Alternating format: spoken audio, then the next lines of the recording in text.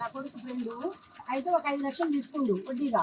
అది కట్టుకుంటే అన్న నాకు ఇంట్లో ఇబ్బంది అవుతుంది, నాకు డబ్బులు కావాలంటే పలానా బంగారం కొట్లో 5 తులాల బంగారం 10 తులాలు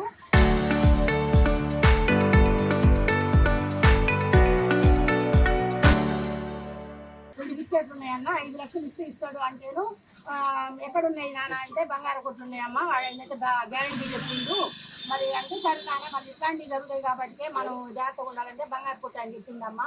అంటే సర్లే అయ్యా తీసుకుపోయిపో, మనం 5 లక్షలు ఏడబోతాం, మళ్ళా మనకి 10 తులాలు బంగారం వస్తుంది కదా అని చెప్పి 5 లక్షలు ఇచ్చి పంపించినాం. ఆయన సరే అని చెప్పి తీసుకొని 5 లక్షలు తీసుకొని బంగారం 2 బిస్కెట్లు ఆయన ఇచ్చి పంపించిండు. అది తీసుకొచ్చిన తర్వాత ఇప్పుడు పోతే ఫేక్ అంటుండు. వాడు చెప్పమంటే నీకు చెప్పినా అంటుండు. వాడు చెప్పమంటే నువ్వు చెప్పేది ఏంటండి?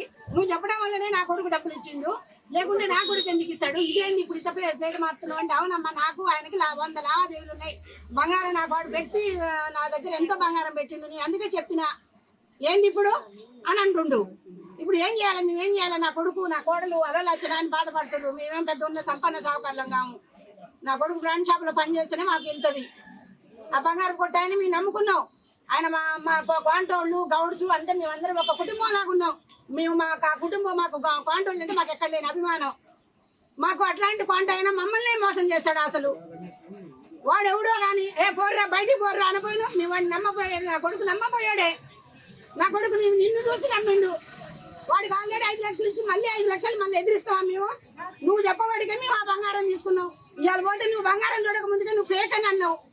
నీకు ఎక్కడికి అట్లా ఫేక్ అని అంటావా నువ్వు? ఎమ్మటే నీకు వాడికి 100 ఉన్నాయి అంటున్నావు. నీకు వాడికి 100 ఉంటే 100 చూసుకోండి. నా బంగారం నాకు కావాల్సిందే, నా డబ్బులు నాకు కావాల్సిందే. నా కొడుకు నా కోడలు ఆగమైతే రేపు నా సంసారం ఆగిపోతే ఏదైనా కానీ మేము ఊకోము ఇక. అది నాన్న, మీరందరూ దయచేసి మా బంగారం మా డబ్బులు ఇప్పియండి, మీ కాళ్ళకి దండం పెడతా.